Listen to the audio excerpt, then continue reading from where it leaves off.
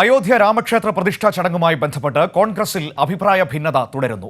ഉദ്ഘാടന ചടങ്ങിലേക്കുള്ള ക്ഷണം നിരസിച്ച ഹൈക്കമാൻഡ് നിലപാടിനെതിരെ ഒരു വിഭാഗം നേതാക്കൾ രംഗത്തെത്തി. ഹിമാചൽ പ്രദേശ്, ഉത്തർപ്രദേശ്, കർണാടക എന്നീ സംസ്ഥാനങ്ങളിലെ നേതാക്കൾ ഹൈക്കമാൻഡുമായി ഈ വിഷയത്തിൽ ചർച്ച തുടരുകയാണ്.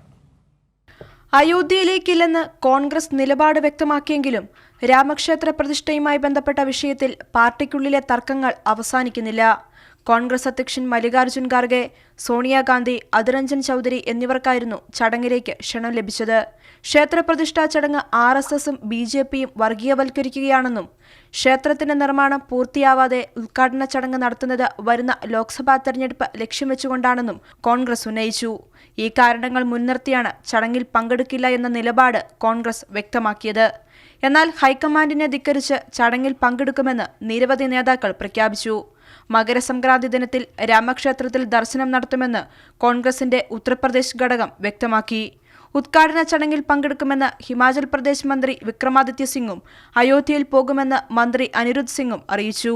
അയോധ്യയിൽ പോകാൻ ക്ഷണം പോലും വേണ്ടെന്നാണ് ഹിമാചൽ മുഖ്യമന്ത്രി സുഖ്വീന്ദർ സിംഗ് സുഖു നേരത്തെ വ്യക്തമാക്കിയത്. ഗുജറാത്ത് പ്രതിപക്ഷ നേതാവായിരുന്ന അർജുൻ മോദ്വാഡിയെയും UPയിലെ നേതാക്കളും ഹൈക്കമാൻഡ് നിലപാട് തള്ളി.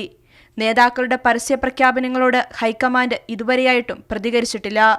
ഹിമാചൽ പ്രദേശ്, UP, കർണാടക എന്നിവിടങ്ങളിലെ നേതാക്കളുമായി ഹൈക്കമാൻഡ് ചർച്ചകൾ തുടരുന്നുവെന്നാണ് വിവരം. അതേസമയം പ്രതിഷ്ഠാ ചടങ്ങ് BJP രാഷ്ട്രീയ ആയുധമാക്കുന്നത് ഒറ്റക്കെട്ടായി പ്രതിരോധിക്കണമെന്നാണ് ഇന്ത്യ മുന്നണിയിലെ ധാരണ. കൈരളി ന്യൂസ്, ദില്ലി.